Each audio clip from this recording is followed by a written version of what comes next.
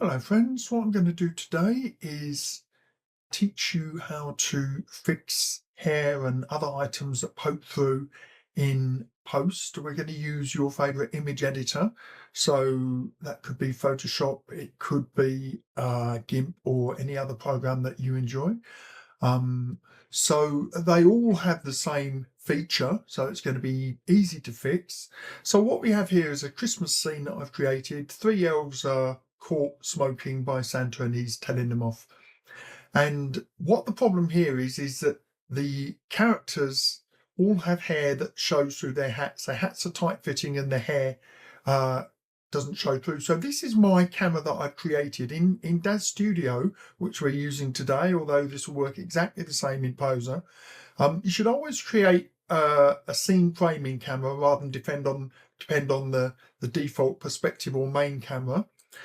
Then you can use the perspective camera for navigating your scene. So what I'm going to do is I'm just going to choose this guy and I'm just going to click on his head, and then I'm going to frame the scene here, and you can see his hat comes down here and he's got absolutely tons of hair sticking through. So we've got Danny hair base here, and if I go down to Danny hair, you'll see that there are some shaping adjustments here, but there are not enough to hide the hair.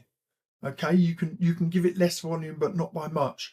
So the only way to deal with this is I've explained to you before that we could try and use the Geometry Sculptor, or in Poser that would be the Morph tool, and sometimes we can kind of flatten this hair down and hide it underneath the hat. But when there's such a large volume sticking out as this, you could try and increase the size of the hat, but this hat is very, very strangely rigged. And as I increase the size of it, it starts tilting and doing all kinds of weird things. So in this case, it's going to be far, far easier to fix this. I'm just checking that it's recording, to fix this in post or postwork. So what I'm going to do, I'm going to go to my camera that I've already created, and I'm going to render the scene with all of their hair and hats on. So I've already done that. Then what I'm going to do is I'm going to return to this view, and one by one I'm going to delete, I'm going to save first of all. Then I'm going to delete their hair from the scene. Now you could try to make it invisible, but look at this, Danny hair base, click to make it invisible, still visible. That's because down here it's actually, oh, I can't even open it, it's not responding to open. But inside here, there's another piece called Danny hair, which I don't know why that's not opening. And it gets, sometimes it can be easier just to delete the hair, render again, and then Control Z, Control Z, Control Z to bring the hair back into your scene. Well, you don't even need to do that if you've already saved first. So just to clarify, we've rendered the scene once with hair, then we've deleted or made invisible their hair, and now what we're going to do is we're going to go to our image editor. So in this case, I use Photoshop. You could be using Photo Paint, or you could be using any other image editor. And the important thing is this option here, which is the clone stamp tool in Photoshop. It has different names in different programs, but what it basically does is it clones one part of an image. So let's say this eye. So I'll just pick up this eye here. So just choose the clone tool, and I'm just going to pick up this eye, and wherever I click, it starts cloning that to somewhere else. But the beautiful thing is that also works between documents.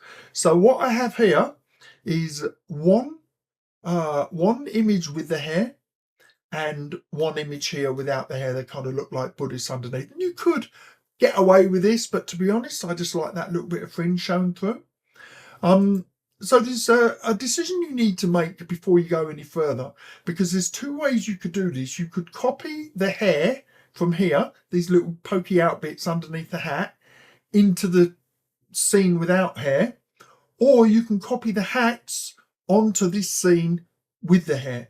And usually that's the way I go. When I have poke through, I copy the clothing, or we could have gone down here with this bag, and it could have been a toy poking through, and I'm copying the bag on top of the bit where the toy's poking through.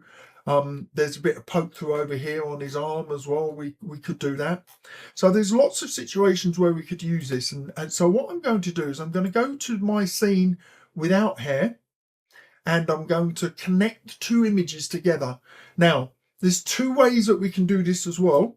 So one way is that we can go to the absolute top corner of the scene, and this is my clone tool brush. I'm just going to shrink that down by using left square brackets. So it's left and right square brackets make the cursor bigger or smaller. So I'm going to shrink that down as small as it goes, and you see there that's an individual pixel here. That's something that you might need to turn on up here in view settings, but I have it turned on by default. Also, I'm using the scroll wheel to zoom. You turn that on down here in preferences general. But so you could pick this up here. So you would click here with the you press Alt, I believe that's Option on the Mac, and it gives you this picker cursor in clone mode. And then you click where you want to pick up from, and then you click somewhere else to start painting that thing's in a different position. In this case, I'm not going to do that. What I'm going to do, I always prefer to pick something in the middle of the scene where I'm actually working, if I'm given the choice. So in this case, I know that there are three bright spots right on this button here in the middle. So I go to there, zoom in, I hold down the Alt button, and I click once with the left mouse button. So that's the no hair version here. And now what I'm going to do is I'm going to go to the other image. I'm going to go to exactly the same spot, and I'm going to click on that same bright spot there in the top corner of the three bright spots. And now what I've done is I've linked the two images together. And this option up here is very important, aligned, because what that means is wherever I move the cursor now when I start drawing will be married or paired to the exact same spot on the other image. If this aligned option were not selected, every time I lift the mouse button up, it would reset back to the position I picked up from. So I'd get a button here, and I'd start drawing from there. So align, leave on. Now what I'm going to do is I'm going to zoom in here. I'm going to increase the size of the clone, and you can see it's already painting on there. I'm not painting, it's showing what's going to be. And I'm just increasing the size of that button with the right square bracket. And now I'm just going to paint the hats out like this. And it's a soft edge brush, but I'm not going to be too careful because there's a little trick I can show you in a minute. So I'm just going to go around here, see how bad this one is. Just going to get rid of that. Can't even see the shape of the hat here. Just get rid of that without any particular care. Make sure you get it all. Same here, just get all of this got rid of. And now here's the other part of the magic. What I'm going to do is I'm going to go up to here. This is called the history brush. And what the history brush does is it enables you to draw back to an earlier state in the history of the document. So if you're not familiar, when you're using your art program, particularly Photoshop, it records as a series of history stages everything that you do in the modification of the document. So here you saw that I did the clone stamp, the clone stamp, the clone stamp, the clone stamp. But before all of that, this is the default opening state of the document, and that's where the history brush defaults to. That's the state it's going to draw back to. But I could draw back to any of these stages just by moving the history brush somewhere else. So I'm just going to go to there. Now when I paint, it's going to paint back to that earlier stage. So it doesn't notice there because the hairs wasn't very obvious. But here, now I'm going to take a little bit more care. Now that I can see the edge of the hat, I'm just going to paint the hair back in, just along that edge. And depending on how important it is to get it accurate, I could zoom really, really close. So in case you didn't know, the more you zoom in, the easier it is to be accurate because the relative movement of your hand is much smaller compared to what you're trying to accomplish. So when it's right out here, every little movement achieves a huge amount of change. Okay, so that's brought in a bit more hair than I want. So I can go back to my clone tool. I'm just going to make that smaller, left square bracket. And I'm just going to take a bit more care now just to make that hair like it's poking out under the hat.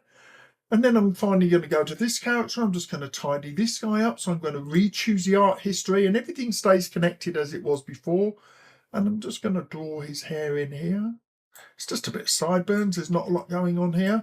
There was a bit of hair here. We can see how that works. There you go, just a little floppy fringe. Does that look okay, or should we just get rid of that? I think we'll kind of tidily get rid of it, but not all of it. There you go, a little bit of a floppy fringe poking out from under his hat. Not sure if that's better or not, but I'm going to leave it there. So simply by rendering two versions of the image, this has probably taken me, how long have I been recording? For about 5 or 10 minutes. The actual renders took me 15 minutes each, but that's often far better than messing about with the Morph tool or the other tool in DAZ Studio. Now I'm just going to show you one alternate trick. So down here we can see some poke through. This is Santa's coat, and underneath is his kind of warm winter shirt, and it's been added using the cloth simulator, but it's kind of poked through there a little bit.